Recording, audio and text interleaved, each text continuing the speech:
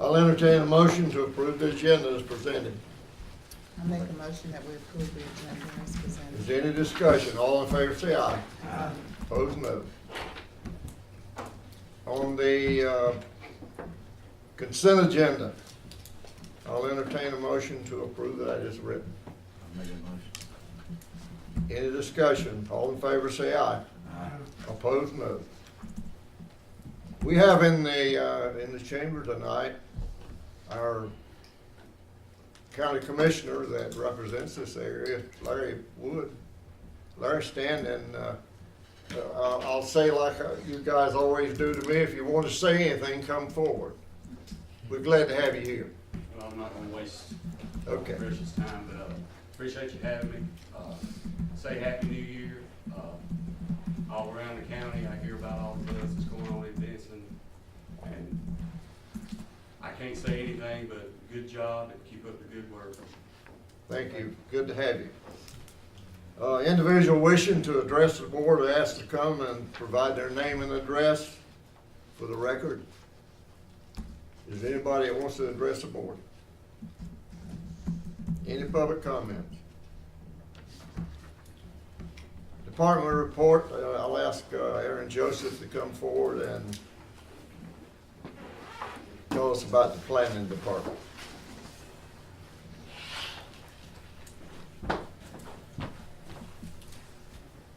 Good evening, Mayor and Commissioners. Thank you for your time this evening.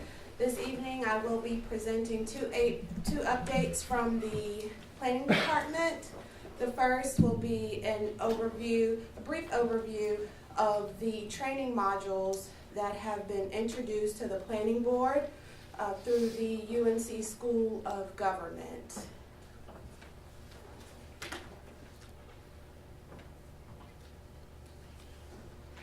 Okay, so the UNC School of Government offers a suite of 20 to 30 minute online training modules on development regulation.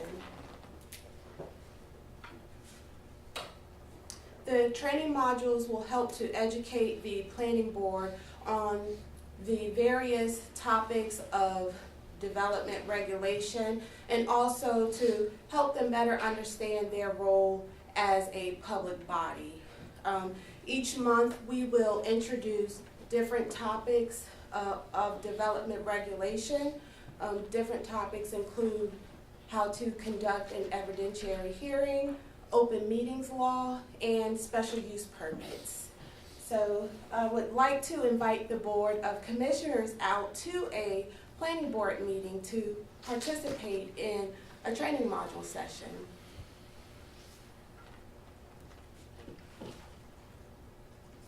Now I'd just like to move on to the ongoing nuisance and zoning violation that is occurring on George Street. There persists to be a nuisance and zoning violation on George Street. The property owner has junked motor vehicles. There's trash and debris that's causing or threatening to cause a public health hazard and safety hazard. There is also a zoning violation that appears to be occurring with the operation of a small engine vehicle repair service. So we noticed the property owner several times, the last notice being sent on November 9th of 2018. To date, we have not received any feedback or response from the property owner, nor has corrective action been taken on the part of the property owners. So this evening, I would like to ask for consensus from the board on the next enforcement action steps that we should take. Has there been any improvement made in the way things look over there? No. Yes, you can say no because the conditions, they are the same. As you can see from these photographs, first one being in May 2018, November, and as recent as yesterday. So you can tell that there hasn't been any movement from the property owners despite numerous attempts to abate this issue. What are you recommending that we do? Well, we are recommending the quickest step that we can take is to abate this issue summarily, and that pretty much means that we will remove the nuisance without any judicial proceedings. So we would carry out the letter of the ordinance. We would again notice the property owner. We would give him 10 days to correct the violation. If the property owner takes no action and the violations persist, then the town would then remove the nuisance conditions. And that would entail sending staff or agents over there to clean up the nuisance, the conditions, and once the town does that, the town attorney would then file a lien on the property to recoup any of the costs incurred in abating the nuisance. So that would be the quickest, that would be what we could do, start that proceeding today. Secondly, we could approach it from a zoning violation with nuisance provisions. That would allow the property owner the opportunity to be heard in a hearing setting or proceedings, and we would hold that hearing at town hall, giving him the opportunity to speak to the notice of violation. Ideally, from that hearing, the property owner and the parties, the town, would come to an agreement on when the nuisance would be remedied and the zoning violation with the engine repairs would cease. So we would come to those terms. The property owner would be given that time to correct the violations, and if he does not, then we would be back to square one with summarily abating the nuisance and moving forward. So those are kind of where we are right now, and I'd just like to learn what you all think and what we should do. We really just want to inform you all to let you know that this is occurring. Does anybody have any comments? You said today that all of the notices that you've seen, you got no correspondence back from the homeowner at all, is that correct? We know that they are receiving the letters because they always send back the certified receipt, so we know that they're receiving them. They just never respond to the notices. They haven't done anything to correct the violations, so. Have we talked to us? Sure, if we can. I said, have we? We have. No, we haven't spoken directly to the property owners. I believe Ike has spoken to maybe their counsel on the Today, issue. actually, because Aaron and I have been ratcheting up our plan on how we're going to address this, and I spoke with an attorney who had helped them in the past. I'm not going to say that this individual represents them now, because I don't think that would be fair to that attorney. May indeed at some point represent them. If I'm looking at it optimistically, after my conversation with their representative, we may be looking at some voluntary compliance on this in the next few days. I would advise proceeding through the planning department, let Aaron go forward with noticing either and having the hearing or noticing that summary abatement is going to take place here shortly. When I informed their representative of how long we were looking at as far as once notice went out, say later this week, looking at maybe 10 days or so at the inside, they said, well, that should be enough time. We can work something out by then was sort of the response. So promises, but I'm cautiously optimistic that conversation today will probably, hopefully yield some voluntary compliance, which is the best and cheapest type of compliance. So there has been communication with them. There's been, this is quite some time ago, there has been interactions between town staff at the property regarding the nuisance, but I won't speak speak to exactly when that was. It was many, many months ago, maybe over a year ago. 2016. Yeah, over Yeah. 2 years ago, or so, over 2 years ago. So there have been discussions, or they're certainly aware, but not recently. I think, you know, the neighbors are really upset over there, and we can't just keep kicking this. We need to take some action. I think they have moved a couple of old lawnmowers, but that's about all I saw that was missing. It looked like they brought in more cars. Yeah, I mean, the degree remains whether they removed a car, added a car, taken a bottle, but the overall conditions remain the same. Matt, what do you like to see the board do? I think the presentation by planning is spot on, and if the board has any consensus there, I don't have a particular course of action. We just know that we've received multiple complaints from the neighbors, and the neighbors would like to see action taken. I say give them 10 days and go take it. Are you looking at a motion? Do we need a motion for that? Is that what we need? I don't think you need a motion. I don't think you need a motion, because this one has been going on for quite some time, because it's compounded, right? There's a nuisance abatement issue that can be summarily abated, like grass or stagnant water or any of those type of nuisances. But then there's also a zoning violation as well. There's like Aaron very adeptly instructed you on what your options are. Summary abatement's very quick, but it just cleans it up and gets rid of any junk vehicles, because that's what your ordinance allows you to do. It doesn't deal with the issue of this zoning violation, the alleged potential operation of a business, either a junkyard and or some sort of small engine shade tree mechanic in a residential area. Like Aaron said, and if you ask me my suggestion, I think, especially after a conversation with the representative today, noticing them of having a hearing, giving them 10 days or so to have a hearing, and then having a plan with them, making them to commit to a time frame to clean it up and stop that by voluntary maybe the best, because that addresses both issues. It's a little bit slower because you can't just go out there on the 11th day and clean it up, but it addresses both issues. What if they don't show up for the hearing? Then the planning director is empowered to make an order, enter findings of fact, and summarily abate the nuisance, and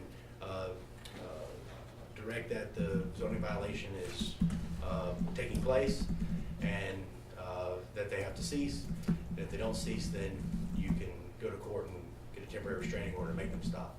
If they still don't stop, then you can call the sheriff or go back to court and ask them to be held in contempt of the court order. And in the meantime, there is a civil penalty of $50 per day for the zoning violations. So if they do not cease that zoning violation, we can assess them $50 per day per occurrence. Is there any other comments from the board? The attorney you talked with today, you think that is something that's doable? It's probably in our best interest to try to work it out voluntarily. My gut feeling is if you go even summary abatement or whatever, you're going to spend money. Probably will not collect that back. Liens are, it depends on if there's already a mortgage or whatever on the property. If there is, then that lien's really not going to be any good to us.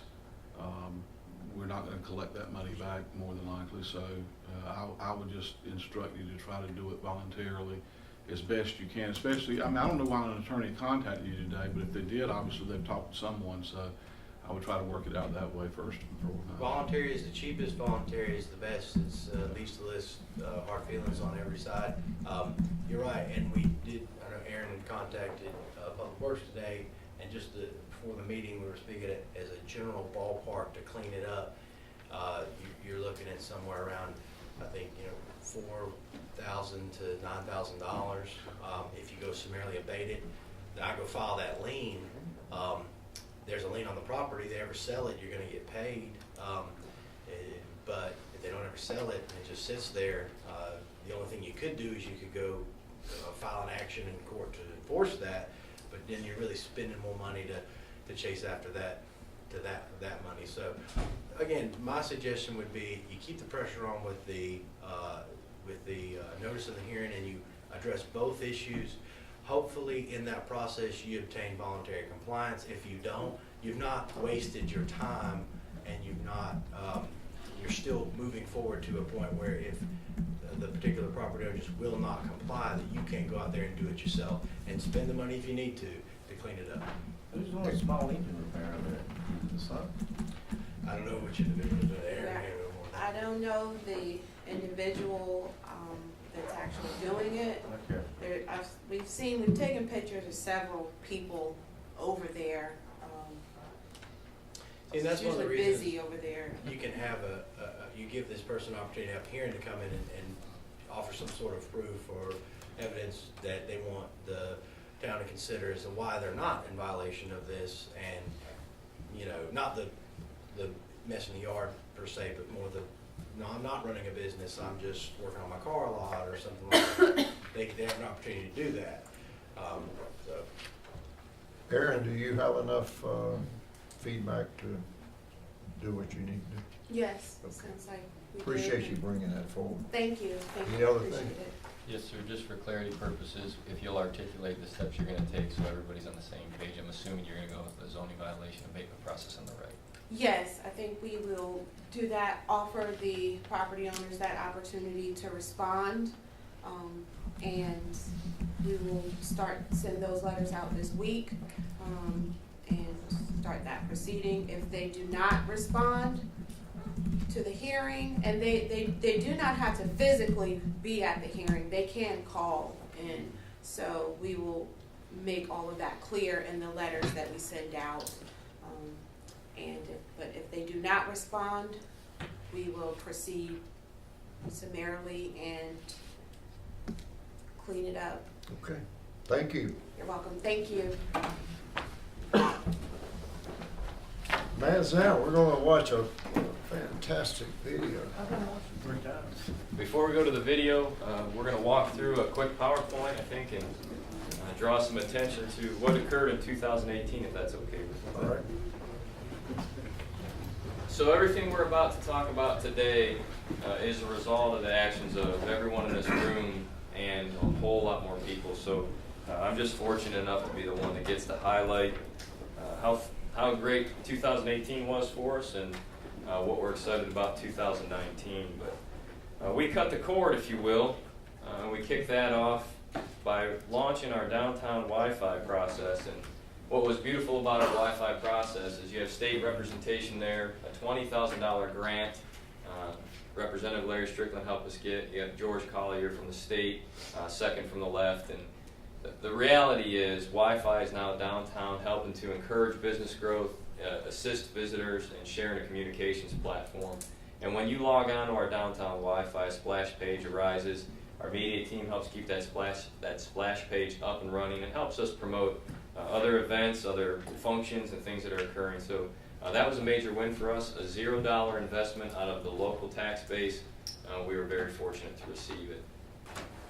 Next was the dog park ribbon cutting, which is another cooperative event that shows Benson's ingenuity and willingness to work with the state and local business owners.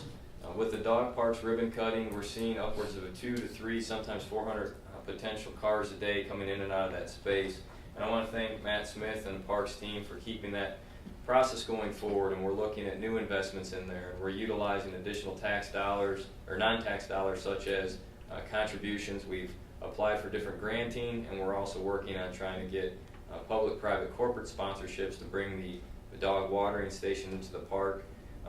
Small side story, we used local companies when making our cutout dog bones, and we just have really brought residents, visitors, the state, and multiple stakeholders for that dog park to be successful. And as you all know, that dog park has helped with a lot of other growth, and some of those are included on this slide, where you'll see 5 of our ribbon cuttings in this year, included for the Seasons Florist, Sisters 2 ice cream truck, the Cornerstones expansion from a rental to an ownership space, the Grind coffee shop, and keep in mind we also did that part and parcel with the Exxon gas rehab, and then the Pizza Hut ribbon cutting.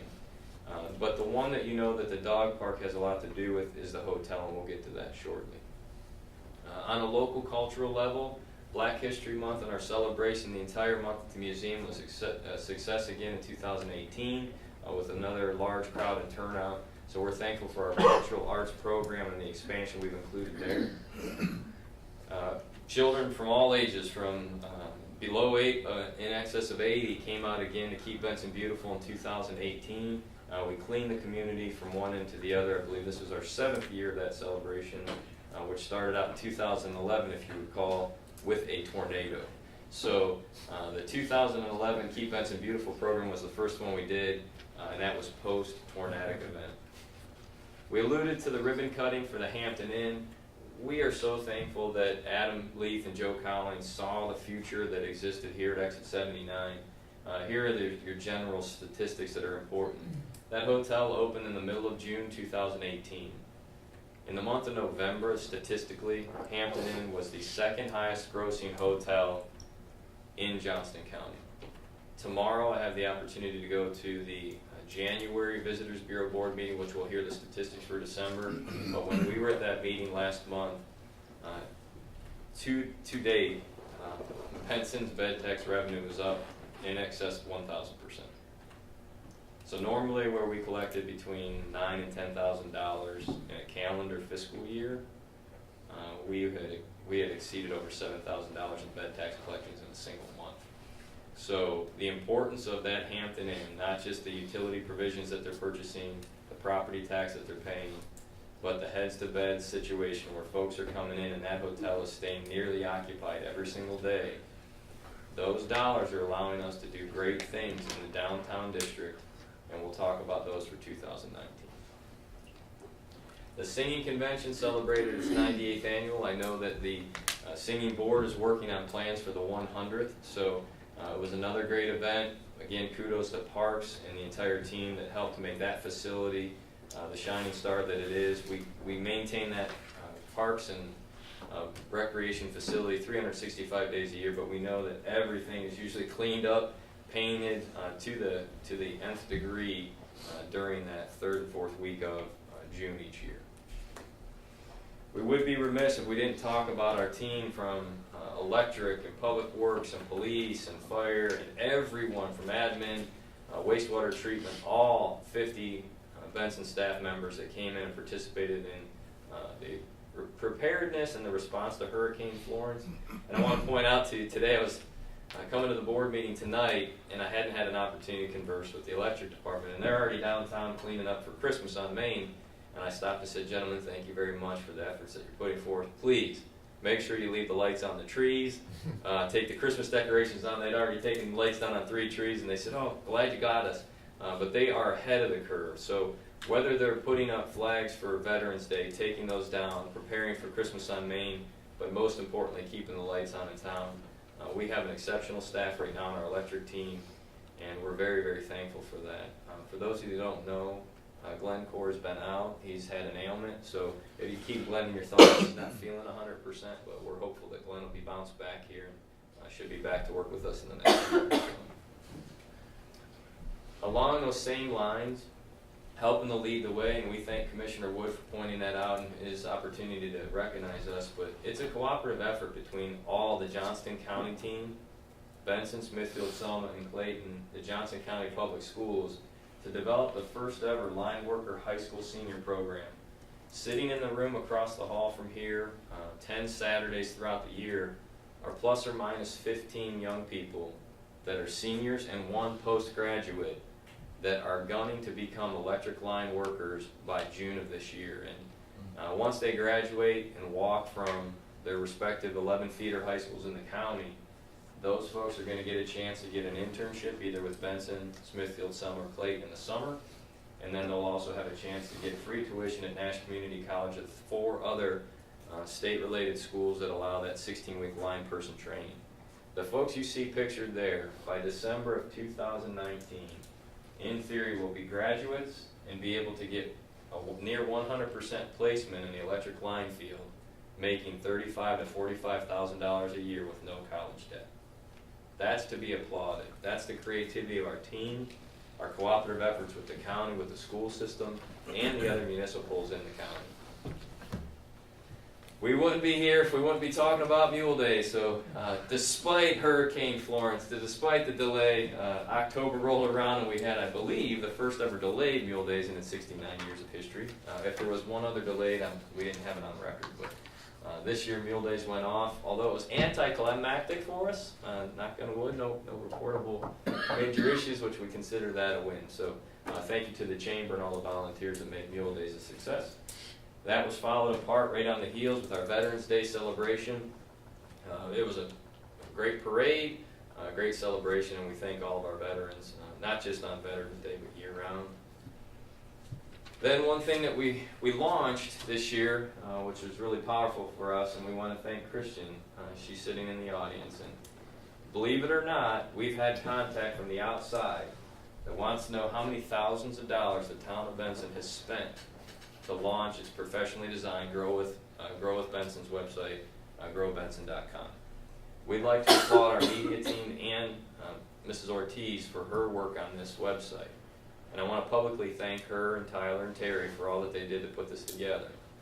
We've had cities in Wake County call us and making the assumption that we spent between $5,000 and $10,000 to launch this. You did it in-house with in-house staff. And we are so proud of that. We were one of the first communities, I think, in Johnston County. I'm not up here trying to pat our own backs, but we are, I think, the first one to have each of our available sites listed, all the contact data, available buildings and rentals. This helps our business community in a tremendous amount. And another random statistic is over 300 businesses are currently flourishing in Benson, and that is something we should all be thankful and proud of. Then the calendar came. So we were excited. So when we talk about all the great things going into the future, I think one of our best outputs, believe it or not, is a 2018 product, is the power of the historic 2019 calendar. This is the 7th year we've done it, and thank you to Tyler, Terry, and the team, and for Benton Card Company on the printing. But I think right now, just out of sheer feedback, this calendar has gotten more appeal than any other piece we've produced to date, because of the index that's in it, all the photographs that are there. So as a team, whether it's a staff level or commissioner level, I think we're very proud of this piece, and they are flying off the shelves. So Mayor Medlin took them to the CM Blackman breakfast, and I think as fast as he sat them down, all 50 went away. So that was a testament to what we were doing. We're excited about 2019. As 2018 is in the books, we can't rest on our laurels. We're proud to announce that Fainting Goat is looking to produce an 8,000 square foot production facility, open it up as early as April 2019, 100-person tap room. I alluded to the importance of the bed tax.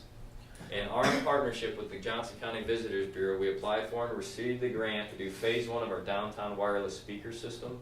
Again, I believe we are the first downtown in Johnston County to have wireless speakers.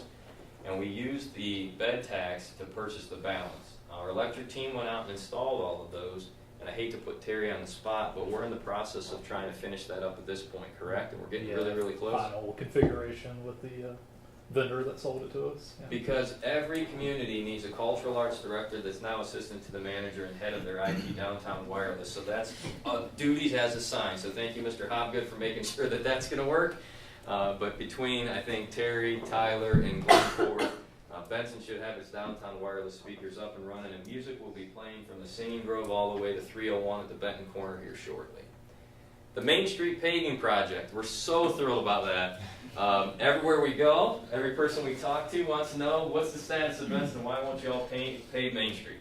So we're working on the cooperative program with the state again. We applied for and received another $875,000 NC-16 grant. Tim Robbins and their team are working to execute underground repairs, including all of the sanitary sewer work and water line replacement, and moving that from Main Street hopefully into the alleyways, new connections into the building. As we worked with DOT to do all the stormwater connections are already done. So we've alluded or joked about it in the past, but right now the folks that are happy about the condition of Main Street are all of our dentists who are replacing cavities that have been knocked out, or those that are doing front end alignments on vehicles because folks cars are being knocked out of sorts. But we're working with DOT, and we hope to have all the underground work done by June or July, and paving should hopefully be completed by September for Mule Days 2019, which we pray is not delayed due to weather or our asphalt machines, right? So, we're working on more new businesses. We've had, the mayor and I were on tour this week, and it's only Tuesday. We've had multiple requests for either restaurants or other large investments over the last 7 to 10 days. We've hosted and communicated to quite a few people. So the good news is this: there's a parking problem in Benson. And that parking problem is there's people everywhere attending all kinds of things and going to multiple businesses. So we're working through trying to secure additional property and making sure we have adequate parking and systems in downtown to support the growth. So as we think about 2019, as this Board of Commissioners prepares for its annual retreat, we'd encourage you to think about things like the importance of broadband expansion. And I'll take an opportunity to tell you that Commissioner Wood has been with us for over a year trying to fight that battle about expanding high-speed connectivity and broadband to rural Johnston County, and we need to keep that on our forefront. As far as economic development, we need to talk through how we can continue to get that internet so that we can bring greater development. And then once we get the development, how are we going to move those people around? So our comprehensive transportation plan, we believe, is one of the hottest topics for 2019. And you'll have an opportunity to give some more feedback, I believe, later in this meeting as we move into February. So if there's any questions from the Board of Commissioners or the Mayor, I'd be happy to answer them. If there's not, we'll be happy to show you our little video, which does a much better job of presenting than I do. Any questions from the Board? Mayor? Good. Thank you.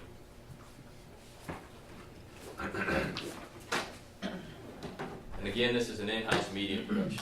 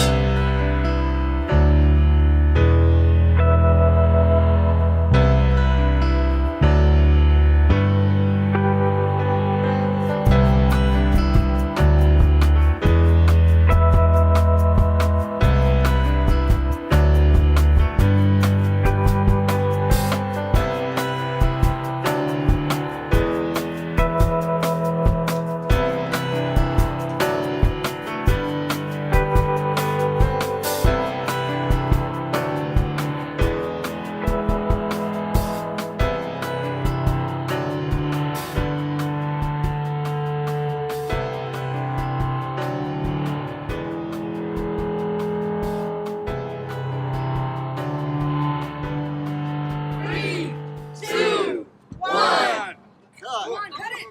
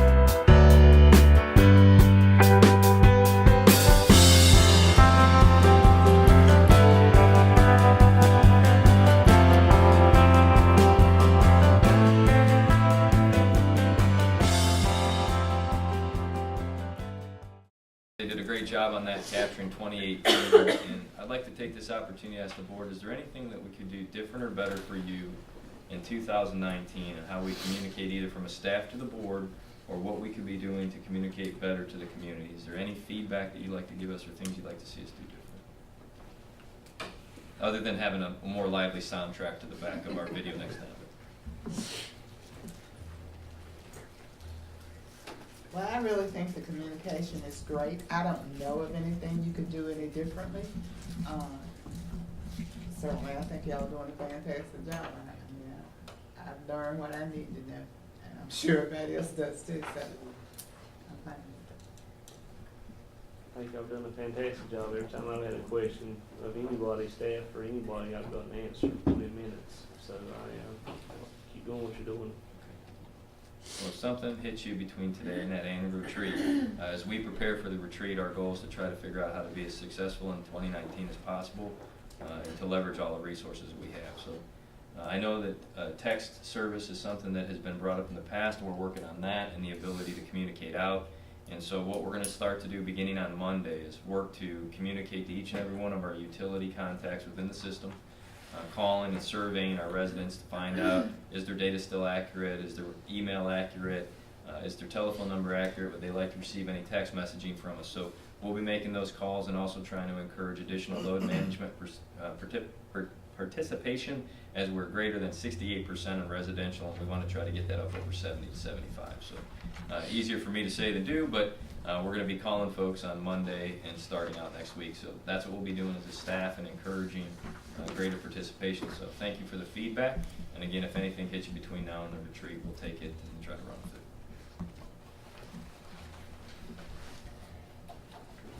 with it. Yes, sir. Kim has had some challenges with the auditors and getting information so that we can hear the feedback from the auditors for last year's business. The earliest that they could get this ready, and to be sure that we didn't schedule a meeting and then have to cancel it, is on Thursday, January the 31st. And we'd like to have a meeting just for the budget that night. Hopefully it'd be a short meeting, but it's something we need to do because we're overdue to the state, and we want to get this at the earliest time. Is there any comments about that? I'll entertain a motion to let's add that date to our schedule. Made a motion. Any discussion? All in favor say aye. Aye. All opposed, no. Thank you. We've are into December and January with appointments to our boards, and we have another group that we need to get approved. And I'll ask the question like usual: do you want to do them one at a time, or do you want to do them as a group? Just do them as a group. Okay, I'll entertain a motion to approve. I make that motion to approve them as written. Any discussion? All in favor say aye. Opposed, no.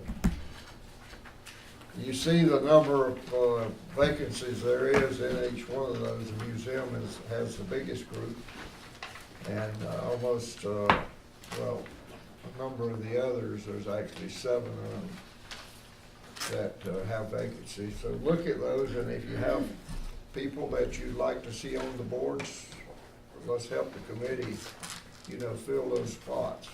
We have a lot of people that went off the museum in December, and we're trying to recover from that, but we will. So the Board of Adjustments is still deficient. I think we've got enough to have a meeting now, don't we, Terry? Board of I'd have to Adjustments. look at the ordinance to see what constitutes quorum. I Don't you believe, have 5 You people? probably do, I but believe we should be sufficient based on the legacies that you had in the 3 appointments tonight, but we still, if this is accurate, need 1 residential and 2 ETJ and Board of Adjustments.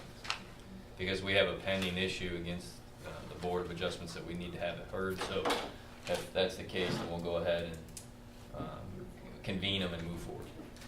So we need to We do are that. within the ordinance sufficient to have the hearing. I'm not 100% positive, I believe we are, but we'll verify that. yeah, you have a majority of the seats filled now. That was the intent of at least getting these 3 on tonight.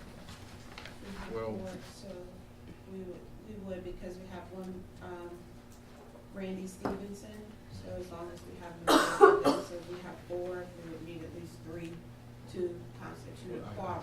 She's saying you do, and we need to encourage Mr. Stevenson's participation at the meeting, which you had Randy Stevenson was already appointed yesterday. Okay, so absent him, then we would not be able, we wouldn't have. You would need everyone to participate and show up, so we would call a meeting when there would be an opportunity to have all the Okay. current seated yesterday. Because we do have that lurking out there. We do, and we need to address it for the resident that has applied for that review. But we would definitely call on the board to help us find 1 residential and 2 that reside in the ETJ to fill that board. That's an extremely important need at this time. Okay, thank you. I sent an email to all of you yesterday with the comprehensive transportation plan proposed people for the steering committee. Is there any reason that there's somebody on there that shouldn't be on there? Is there recommendations to add people?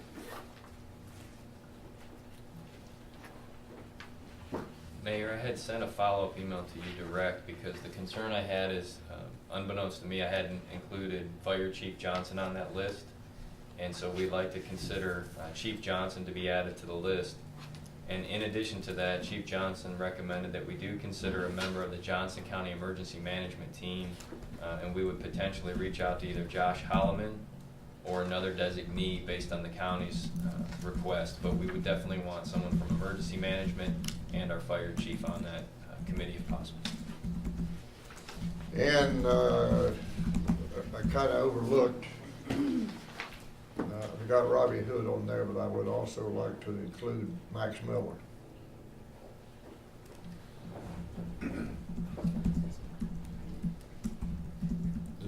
Does any of the members of the board have anybody else that they want to recommend? 21, there were about 21 or 22 names on that list that I saw. Was that broadcasted, and are those people that came and showed interest in being it, or are that people that were contacted by the town and asked to be it? Neither. Neither. Not yet. I'll let you Go finish ahead, it. go ahead. We believed that in December, the Board of Commissioners asked us to bring a list back to you of potential names. Okay. So the mayor and I worked to get that list together. We tried to cover representatives from in the county, on staff, in addition, business owners, those with large transfer truck traffics like Berry Plastics or Hamlin Sheet Metal, so those in logistics. And then what we tried to do was put that list together. My guess is, our guess is, we're probably not gonna get 100% participation. We'll be lucky if we get 50. So we try to put 20 to 24 on the list, assuming you might get 10, 12, or 15 that either agree and or attend. So that's how we work the list up, assuming that you'd have some fall off. That's where we are today. If there's anybody that we glaringly missed, please, Yeah, please tell us, because we're gonna get the letter together and, How quickly do we need to let you know? if there's someone we believe need to be out. We prefer today if you. It's, you know, it's, I think as long as we could find out next week, we're okay. I'm just wondering, should we put that out to see if there's somebody that feels like they need to be on that list that we don't know about? I mean, somebody in the town that maybe we not thought of that wanna be on that list. I mean, have we given the public the opportunity to say, hey, I want to be a part of this? For whatever reason, I mean, we can look at reasons, but I just want to. So we did inadvertently, but I would ask for clarification on that. When we had the open public meeting for, to kick off the process, we were looking for volunteers. We need to run an ad, we would absolutely run an ad. And if we do run an ad, what I would suggest is we run that ad tomorrow for 7 days. Not being negative, just a past experience, we're actually pulling teeth to get people to serve on these volunteer committees. Right. But I hear what you're saying. This is a special one, it's short term. We absolutely should broadcast it out there. That's a fine suggestion if the board wants us to do that. And I think we could make a small ad, run it socially, run it in the paper, and then Is that on our see. website thing? Is it on that? We haven't done that. That's what I'm saying is we could do that, but we assembled a list because Put it on there. I don't have any problems with any of the people that's on the list. I just think that we're human. We tend to err sometimes. If there's somebody out there that we've not thought of that would want to be a part of this, I'd like for them to be given the opportunity to be on it. I agree with that. I would like the ad to be run. That's what we're looking at. yeah, that's I what think we were looking for your I feedback would last like the meeting ad and this to be meeting run too. for 7 days. I think that's a Yeah. wonderful idea socially. Is everybody in agreement with that? Fair. And get it on the website, Tyler? So we're gonna clarify what we're expecting so we don't have any misguided. Today is the 8th, so we'll start to run an ad on the 9th. We'll look for your participation. Are we gonna make a really brief, just supply your name, email, telephone number? I'm looking to Terry and Tyler of how we wanna gather it. And if you're a business owner or not, we'll look for those 4 pieces of data points. We'll ask that those be directed to the clerk, and then the clerk will assemble a list of any feedback that we get, and we'll bring that back to the board. What I would ask is the board would consider approving that at the 31st meeting then, so we can get the transportation team going, because we don't want to have another delay. Is everybody in agreement with that? Is that okay? I think it's a great idea. So we'll have it 7 days. We'll bring the final list back for concurrence or, additions or deletions by the 31st. What I really need is somebody that is willing to step up, and from the board, we need two commissioners. Didn't they discuss that at the last meeting? I thought we did that the I last thought meeting. we did that the last Yeah. one. It was It was Commissioner me. Navas all and of them. Commissioner Johnson. And I believe that's correct. That was for the Steering committee. steering committee. So that's what we're talking about here. So if the 2 of you are willing to serve, we'll be happy to put you on there. Just make sure. Commissioner, make a motion, we reappoint Commissioner Navas Reappoint who? to the steering committee and make sure they're appointed. All in favor, say aye. Opposed, no.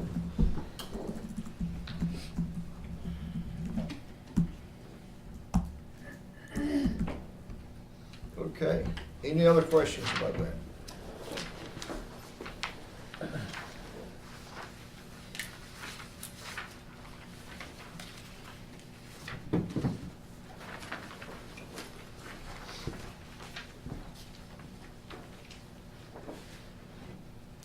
November financials, Ms. Kim.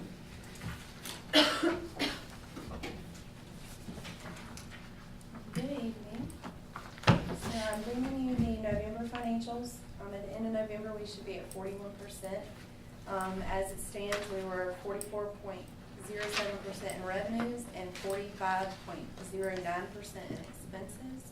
I had a list of all the things that were kind of out of order, so if you have any questions, let me know. When will we start seeing some effect from the taxes everybody paid in December? You'll see that in the December financials, which you'll get next month. Does anybody have any questions of Kim? This month of November, is that pretty customary with what it has been in the past? Yeah. So generally, we spend a little bit more than we bring in November? Yeah, I mean, we typically spend more than we bring in every month until we hit that peak of December, January when the taxes come in, and then you'll see a flip flop, and we'll start bringing in more than we spend. Let me ask you a question. We talked about the hotel and that movie, the presentation, and the money that it's bringing in. How often do we get that money? Once a month. So it comes in every month? They send us occupancy tax, by the 10th or 15th, between the 10th and 15th of every month. And it's a line item in your budget. Since June, how much have we collected from that? Approximately, I'm not saying exactly, just. So far, year to date, we're, as of November, we're at $24,269.41. That was year to date. Now, that's not just the Hampton Inn, that's Preston Woodall and Days Inn as well. But the, majority of it is Hampton Inn. So that's July through November? That's July through November, yes, sir. That's pretty good. I'll get an updated report tomorrow, and I had that report, and I always send it back to Kim, and I'd be happy to send it to the team.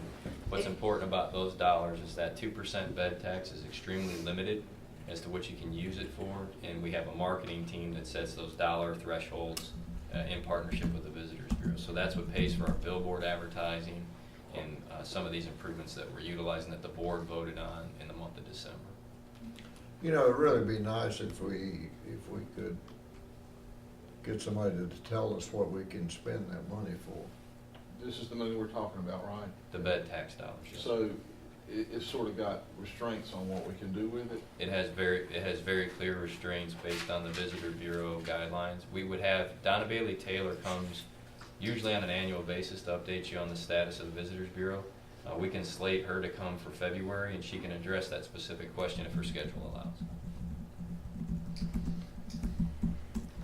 There's a 3% bed tax for the county that flows to the county, and then we have an additional rider of a 2% bed tax that flows back through us, that we have access and basically have influence over where those 2% dollars are sold. How we Does that also spend have it. the same restraints on it as well? Is it all restrained of what we can do with it? Those are I'm only talking, we only have control over our 2% bed tax. The 3% bed tax goes to the county. That funds the Visitor Bureau activity throughout the year. I'm a board member on the Visitors Bureau, and locally we also have Paul Boucher of Small World Travel that sits on the Visitors Bureau. When we apply for grants for Parks and Recreation, we've been extremely successful there. We get support throughout the year. That's where those 3% bed tax dollars go. They go to the county. The county then distributes those equally out amongst all the communities throughout Johnson County. The towns, respective of what their local authority did, in our particular case, we levied a 2% additional town of Benson bed tax. So that bed tax is what Kim's referring to, where we used to collect roughly $10,000 a year. We're on target to collect north of $50,000, probably closer to $60,000 with the new addition and opening of the Hampton Inn. Those dollars were already committed, and we're utilizing those for all the billboards that we have for the 2018-19 year, and we utilize those funds for the purchase of the downtown speaker system. But for 2020, we could do something differently with it. Absolutely. Okay. Well, I reckon the question I have is can we spend that money to replace some of those trees in the grove? We got some trees we gotta cut down out there. They're gonna fall on somebody. So can we use that money to replace trees, I think? So I'll defer to when Donna Bailey Taylor comes and she can address what Okay. we can and can't spend those dollars on. Okay. Yeah, I can tell you can't use it to pave roads. Cannot. No, sir. It's used for marketing and advertisement and creating more heads to beds. Although you could articulate if you didn't have a road to get here, you could. But I can tell you, That's the first thing I asked. I'm fairly confident that you can't use it to pave roads. Well, I mean, anything We we gotta can find pay that for will it. help us replace some of that stuff, is there's a lot of issues with that. I'll entertain a motion to approve the financials if everybody's ready. Any questions? All in favor say aye. All opposed, no. Kim, Lee Street Complex. So we went out for bid on the gymnasium roof. We originally went out for bid on November the 21st, and we only received one responsive bidder, so we had to go out for rebid. On the rebid, we got the same responsive bidder, but because it's a rebid, that's okay, we can accept it. Baker Roofing was that bidder. They've done quite a bit of work for us. They are excellent. We've never had any problems with them. And they guarantee their work, and they came in at $48,578. And I'm asking that the board approve this bid and let us begin work on the gym. This money, again, is insurance money. And as y'all are aware, we received $448,000 of insurance money. And currently, as of today, we still have just over $313,000 left to spend out of that. So we have, you know, a good amount. And that, I mean, that includes the floors that we've already encumbered, and so I would like your approval. I make a motion we approve the repair of the roof for the gym. Any other comments? All in favor say aye. Aye. Opposed, none. Thank y'all. Okay, Matt Smith.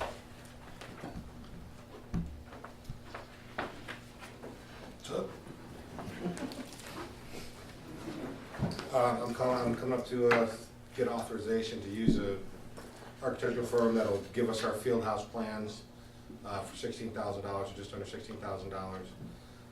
The numbers that I've been hearing since I started looking were in the $40,000 to $48,000 range. And Matt hooked me up with a guy that did our public works building, and they're going to do all the architectural and the plumbing and mechanical and electrical and whatnot for $15,000. So not to exceed 16,000, right? So- What did you say, it was the same, to use the They same did the- firm? That does the public works building, the hop designs. Matt had asked me earlier today if we felt if $16,000 was a sufficient amount of funds because this is coming out of PARTF. They did a lump sum proposal for just the $15,900. Unless we add or delete things from that project, we should be okay. If we have to come back for any additional engineering funds, there's an opportunity for a change order, but we anticipate that we could get the project to the permitting stage, and that's ultimately our goal for right around $16,000. And we had to verify with our attorney to make sure that due to the size and scope of the project, we were able to authorize. If this would have required us to go get a second and a third bid, then we wanted to have just a clarification that if we had a better or lower price, we could engage it. But at this point, I wanted to ask Ike in a public session, so are we legitimately allowed to move forward with Hawks since the size and scope of the project? When it comes to engineers and surveyors and professional services like that, you only have to go out for an RFQ, a request for qualifications. You have to go out and do, qualification-based solicitations. You don't actually bid the project. You say, I want a bunch of firms to come in and show me how great you are and what qualifications you have for doing a project that I'm thinking about. But that's only if the anticipated fee for the actual engineer, professional services, whatever, in this case, plans for an architect, is going to exceed $50,000. So you're within that. You can. What was you had a bid some years ago? $48,500. How much? $48,500. So this is- Davis Martin Powell. This is a lot less than that. Yeah. And we both tried locally with Larry Massengill's firm, but I think with Larry's amount of work he has, unfortunately, he wasn't in the position, he said, to take this job. We prefer to stay as local as possible. And I ran into the same wall and done when I went over there to the other fellows. I would say you gentlemen essentially did an RFQ by doing that. It's basically, anyways. So any other questions? This is being funded from the PARTF grant. Yes, sir. It's the first step, and I think getting us closer to beginning construction. Absolutely. I'll entertain a motion to approve. I'll make that motion. Any other discussion? All in favor say aye. Aye. Opposed, no. That's that. Thank you. Thank you. Mayor, we're working on our FEMA funding, trying to continue to make improvements at our wastewater treatment plant. So the two items that you see, item number 1 and 2, are just purchase order requests that exceed my managerial authority. We'd ask for the board's concurrence on both the Clearwater and Tacarva machinery requests that are before you. Well, I was tickled to death when I saw that purchase order for the pump. I knew maybe we were gonna start stirring up the water. Yes, sir, we're trying. Is there any questions on that? I'll entertain a motion to approve these two. I make that motion. Any other questions? All in favor, say aye. Aye. Opposed, no. Thank you. Kim Pickett, budget amendment number 8. I bring forward budget amendment number 8. Item, section number 1, we received our $18,000 from JCBB for the remainder of the speakers on Main Street. And then item number 2, we received $49,430 from FEMA, staying on top of them. And we got a new person managing our account, and she seems to be on top of it as well, so I'm getting that money a lot faster now. So I need to amend the budget to increase the revenues and also increase those expense line items. Any discussion? I'll entertain a motion. I make that motion. All in favor, say aye. Aye. Opposed, no. Thank you. Matt Zapp. Thank you, Mayor. We have an opportunity in-house to borrow, if you will, or mutually use the ElectriCities of North Carolina's drone. That drone has a heat sink capacity. It's a $25,000 unit. We have a fully licensed pilot on staff, and the importance of utilizing that mutual aid agreement, it saves us the investment of the $25,000. The agreement before you has been reviewed by legal staff at ElectriCities and our internal staff. We would carry additional insurance, and that drone would only be used on an as-needed basis to fly the electrical system. For those of you there in town today at around 4 or 5 o'clock, heard a major boom. We had transformer issues. So this drone will help us fly our transmission lines, our main lines that have a hard time getting us to where we can physically inspect them, and they'll heat sink and see if there's preventative maintenance issues. Takes that video and brings it back to us. We also have a second person on staff that we're trying to send to get FAA licensed so they can fly that drone as well. So our request before you tonight is to approve the agreement so that we can continue to make system flyovers with the ElectriCities drone and defease the investment. You have to have an FAA license to fly the drone. Not in all particular cases, due to some height restrictions and some of the protocol. We did send out one of our team members and got him licensed, and we have a second member in the planning department we're trying to get licensed as well. But we don't have to pay them anything for using this unless we No, break sir. it. Yeah. You don't have what now? What was that question? We don't have to pay them anything. We don't pay ElectriCities for the use of this drone. Only expense we would. You mess it up, you pay for it. Yeah. If we crash it. Break it. Yeah, absolutely. You break it, you bought it. Don't want it to crash or get into power line. In the past, you used to have to hire a helicopter at $5,000 to $10,000 to fly those lines, and so this is a very much needed improvement in technology that can keep our costs down. I'll entertain a motion to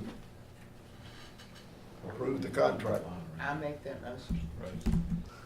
Is there any questions of our attorney? All in favor, say aye. Opposed, no. Matt Zapp.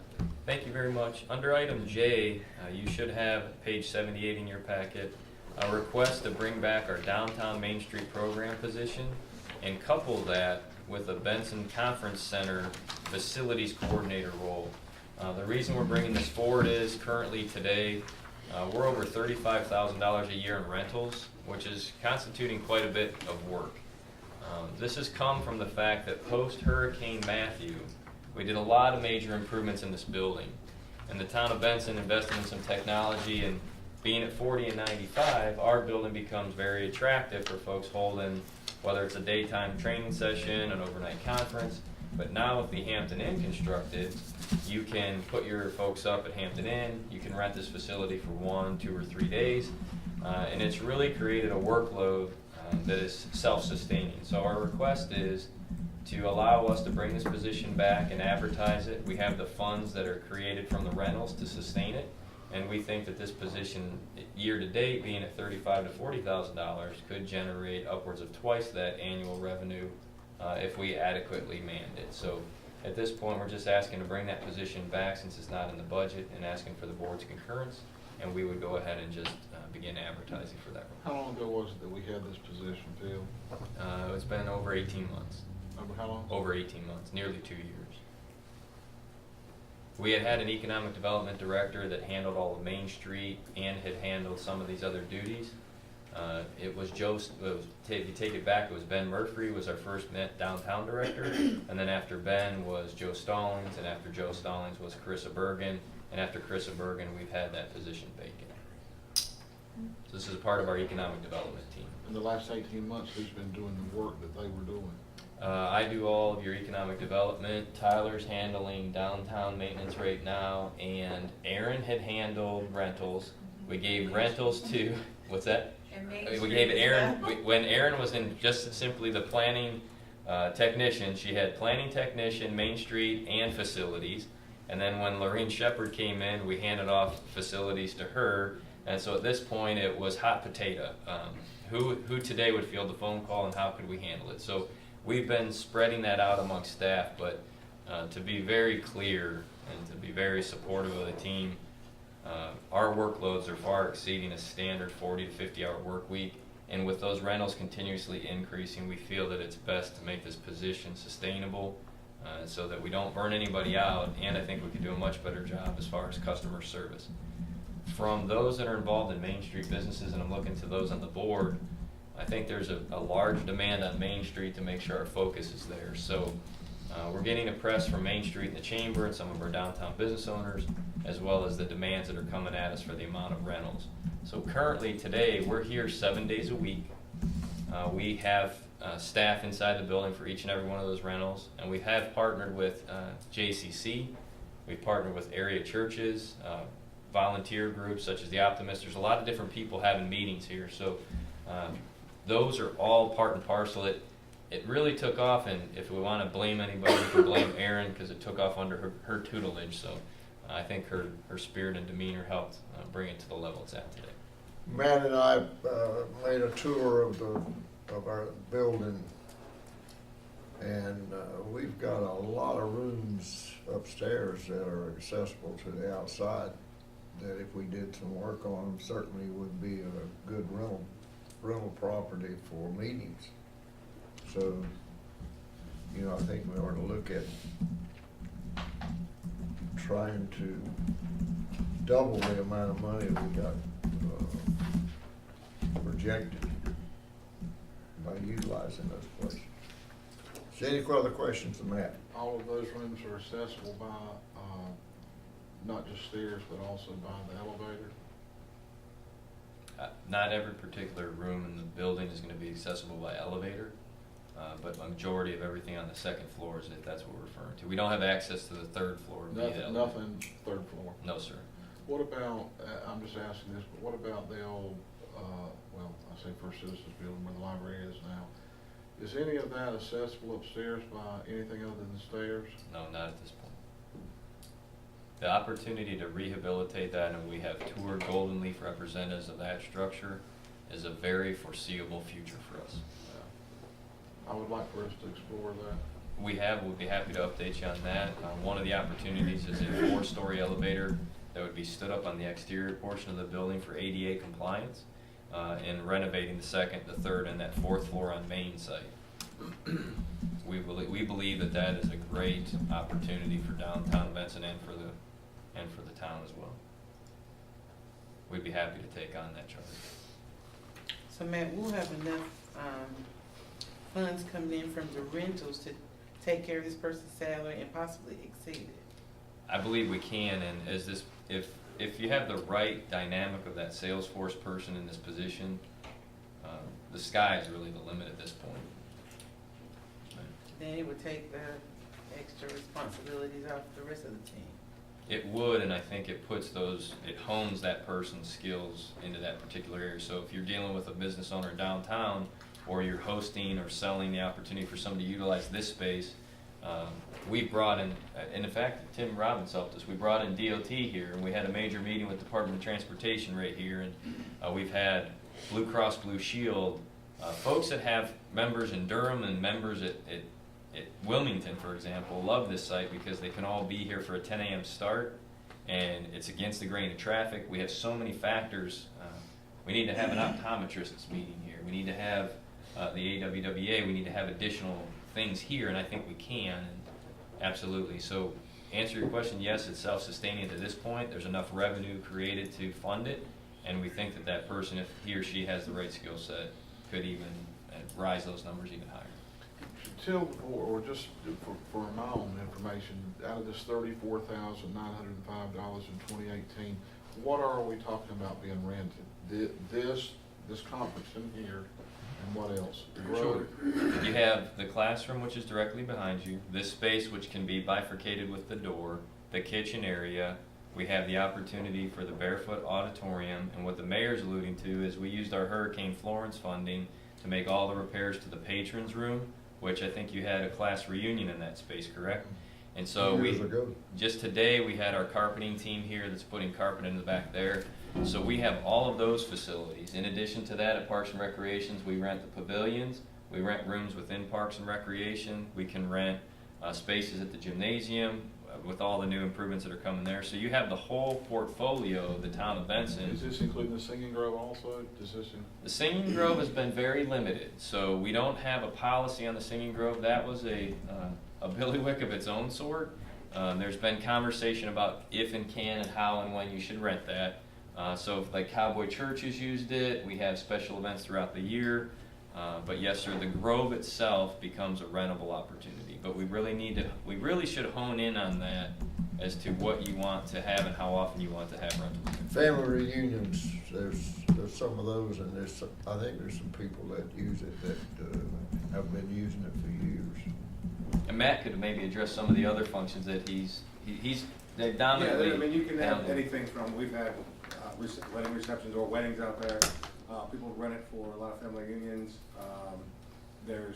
Like Matt said, churches will rent it out. The thing is, you can rent the buildings and the pavilions, but the actual grove space in the front is a public park, so you really can't rent that and keep people out of it, you know. Anytime somebody rents it, you know, hey, if somebody comes to use the playground, it's public park, you know, that's kind of your limitation on that.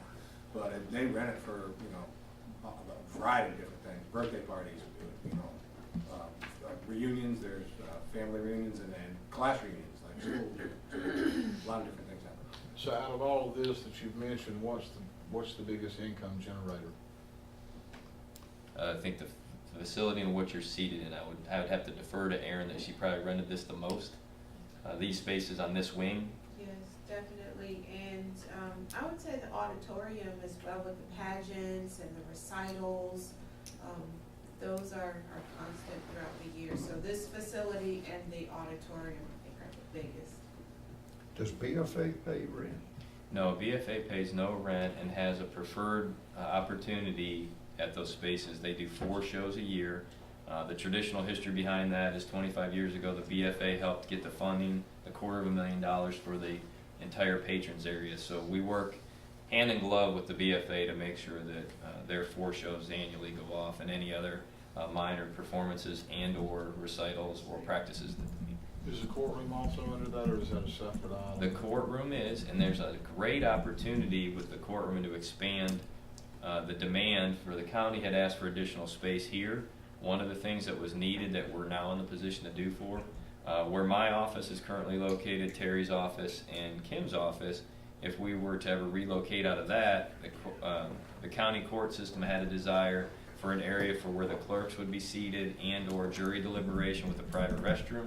So we have an expanse opportunity as we move forward, because to be very clear, not to put the cart before the horse, but as we continue to improve at the Public Works site where we bought that building and we're set to move Public Works by hopefully July of 2019, it opens us up for a conversation at the retreat of the demand for customer service at the town of Benson and bringing the customer service to an ADA compliant level. It's potentially a choice that the board would want to think about, of taking planning and zoning and inspections and utility billing and moving them to what you would refer to, if you go all the way back, the cafeteria space or the old fire department or the now current electric building, for a minimal investment could be rehabilitated, and that could be zero entry customer service wing. So if you were here to pull a permit or if you were here to pay your utility bill, you could walk right up to it, or even potentially have a drive-up window right at that building on the ground. So we would want to think through all of those things, and if we do that, that just opens us up for additional rental spaces, and we could partner with the courts. But yes, sir. Is the industrial commission using any of the facilities now for the workers' comp hearings? At one time, we did I years don't ago. think so. I don't believe so, I can find out, but I don't believe so. I did not. I think it's just traffic court. Yeah, and then we're also working with the county tax office, and that's very important. We'll be here tomorrow from 9 a.m. until 4 p.m. and every other Wednesday to hear the appeal process. So if folks that are in the area that don't want to have to make the ride to Smithfield can come to this building, we'd encourage them to make an appointment. So we work part and parcel and share this space and try to make it as a convenient location for all. Is there any other questions on that? I'll entertain a motion. I make a motion to consider the creation of a human resources, associate position. Do the one before it, the downtown. Downtown Main Oh, Street. the downtown Main Street program and facility rentals for, the conference center and the W.J. Barefoot Auditorium. Is there any other questions? All in favor say aye. All opposed, no. Thank you. That's that. Thank you, Mayor. The other consideration is the immediate need for a human resources associate position. With the massive amount of growth that we've undertaken and all that we're handling, for years we've had a need, and I think Mayor Medlin can elaborate that we brought this conversation before the board 2 or 3 years ago, and with everything that continues to happen, we would ask the board to consider the creation of a human resources associate that would be specifically designed and tasked with all things related to the acquiring of talent, the retention of talent, the safety and risk coordination, filing all of our paperwork, all of our workers' compensation, our pre-employment drug screen, and our random drug testing. Right now, all of that just randomly falls under the town manager. So as the town manager in your personnel manual in your ordinance book is the HR director, all of those tasks are either handled by myself or the team of 3, being myself, Terry, and Kim. So I'll give you a prime example. We had a workers' compensation claim on December 29th. The process goes forward. I'm the one that called it in on Monday the 31st. And I was handling that today, trying to find that person an opportunity to have a light duty situation. That's how detailed we are currently today. We have well outgrown the need for an HR associate, and we would advocate that the board seriously consider a mid-budget addition of that position. What kind of salary does that have? That position, in our intent, that position would be in a salary grade and range somewhere on the low side of 40, high side of 60, depending on where that's going to need to go based on the skills of the person that you bring up. You turned that around, I think. Do what now? The high side of 40 and the low side of 60, didn't you? You said it the other way. The range would be 40 to 60. I'll just make it as simple as that. I think that's what the metric study showed. So we're not actually requesting the hiring of a director. An HR director would be in that $65,000 to $85,000 range, and we don't have the capacity to sustain that financially at this time. But we're talking about a task-oriented administrative professional that has experience in human resources to help us execute each of those duties on a daily basis. We currently utilize our law director on a great basis for that and send the attorney back. He goes as our representative annually to the updated School of Government, and we consult with Ike Parker. Probably, I would say, it's fair to say on a weekly basis when it comes to HR. How many workers' comp claims do we have a year? I could pull the data for you. I had the run report. I think we had 11 issues in the last fiscal year, but that was a high track record. We run 6 to 8 training sessions a year for full staff, and we have over 30, plus or minus 30 people in our random drug pool. We already cooperatively use the Triangle J Council of Government to drive our costs down on that. Any other questions? I'll entertain a motion. I make that motion to approve. Second. Any other questions? All in favor say aye. Opposed, no. No. Ayes, raise a hand. Ayes have it.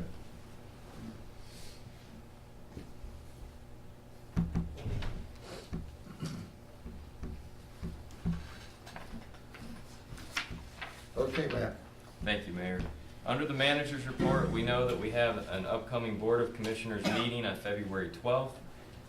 And we have added the January 31st meeting, so we'll make sure that all your data gets out to you in advance of that meeting. Thank you for adding the January 31 to your agenda. Really what we have coming forward is your board retreat slated for the 22nd, 23rd. And what I wanted to point out to you is in page 83 of your council packet, you'll see a sheet, it's a single page sheet that has some green highlights on it if you're looking at your electronic version. What's important about that is there was 14 specific action items that the board wanted the town staff to undertake immediately following last February's retreat. And I'm very pleased to say that we were successful in all 14 of those action items. So whether it was posting our 2012 and 17 asphalt assessments to the website, or working on salary decompression for police, all the way through the list, everything the board asked us to do as a team, as a staff, we executed with your support. So what I wanted to bring to your attention is the importance of that retreat for us and how we can then serve you in 2019. So what we're asking you to think through is the 2019 agenda. So what we did is we went and secured a location. So we'd ask for your concurrence on the location. Hampton Inn is willing to donate us the space to have the retreat in town at their meeting space. So I think the first request I would ask of the board is that an okay location, and are you all right with us having the retreat at the Hampton? Okay. With that being said, we're scheduled for the 22nd and 23rd, and we know that we're looking for the members of the team, 2 commissioners, to serve on the retreat planning team. And what we've done to make your process a little bit easier is put together the agenda based off of the last 3 or 4 years, where you have a Friday night agenda, and we've slated 6 to 9. You have a Saturday agenda from roughly 8 to 2:30. And we would ask that that team that you appoint tonight work through this. You can start over. You can make it Friday from 8 to 5 if you want, whatever the case. But this is a really strong, bare bones opportunity for you. It gives you a jumping off point. But the hard work's been done in selecting the location, picking the date, and if you have no objections, we would recommend that you consider Jordana's Italian Eatery for the Friday night meal, since it's directly across the street. So the hard choices are done, but the real meat as to what you'd like to see on your retreat. We believe in the past that having 2 board members sit on that team, and then you can percolate onto what the board would like to see addressed at the 2019 retreat, is the process that we've used in the past, but it's completely your call. So we're looking for your input as a staff and how you want to handle the retreat. Do we have any volunteers? We really need 2 people to sit on that committee with us. Max, I'm that's right, you're gonna be gone. You said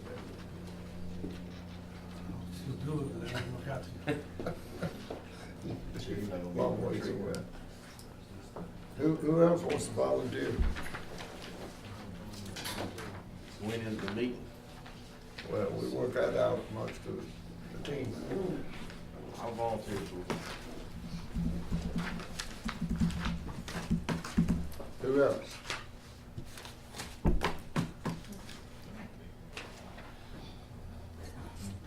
Jim and Mayor?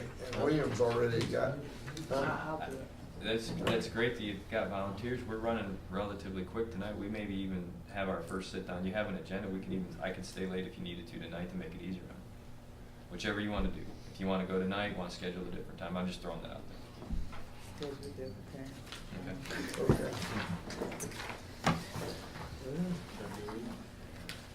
You finish?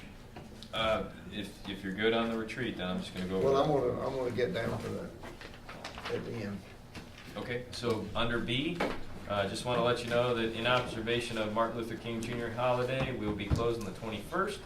The Parks and Rec Daddy-Daughter Dance is coming back for February 9th, and it's sold out in the past, so if you want to get to the Daddy-Daughter Dance, you might want to get your tickets early. Pajama Story Time, February 11th, and Black History Month. The Open House, 2 p.m. on February 24th. And we also want to remind you, it's the Chamber of Commerce, the annual event, February 7th. So what we've done in the past is if any board member would like to attend the Chamber of Commerce banquet, we would purchase your ticket. We just need to know if you want us to RSVP for you, or if you'll be RSVPing on your own for your own business or your own life.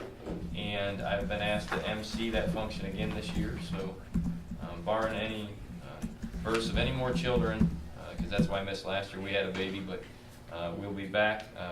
The town of Benson will be part and parcel with the Chamber of Commerce, and I'll hopefully be emceeing on the 7th. So if you'd like to come, just RSVP to us, let us know. Terry will run the list and we'll turn your names in. If you're going to turn your name in on your own and you would plan on attending, just let us know that as well and we won't pester you. How many are thinking about going? I'll be there, but. You'll do your own ticket? I'll do my own stuff. Yeah, I do too. Dave? February. 7th. 7th, I'll have to get back and let you know. Jay? I have no idea, it's February the 7th, I'm not sure. That's too far off. I think it's at Broad Slab Distillery again, February 7th.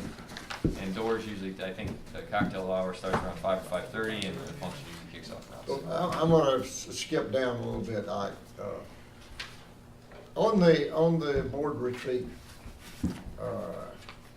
I would ask all the commissioners if they would to look at the agenda that we've put together and see what else you would like to see on that list. This is really for all of us benefit in the planning process of what we're gonna do the rest of the year. And one of the first things we'll do is to put our priority list back together and see what we have as number 1 and what's number 7. So we want this to be something that you're interested in and that you'll get something out of. So look at this and give me the feedback. If I don't hear from you, I'll assume that it's okay in the next week. If you look at it and tell us what is going on Saturday morning, the hotel is gonna let us use their breakfast facility. Is gonna charge us $5, which is a heck of a lot cheaper than what we can get somebody to come in and do. And we can pick out what we want. So please look at that and give me ideas of what you wanna do. So when the committee gets together, we can talk about what you're really interested in. Because this is an important meeting and we wanna make it interesting. All right, do you have anything? I don't, Mr. Mayor, unless there are any questions on a particular issue. Any of the commissioners have anything?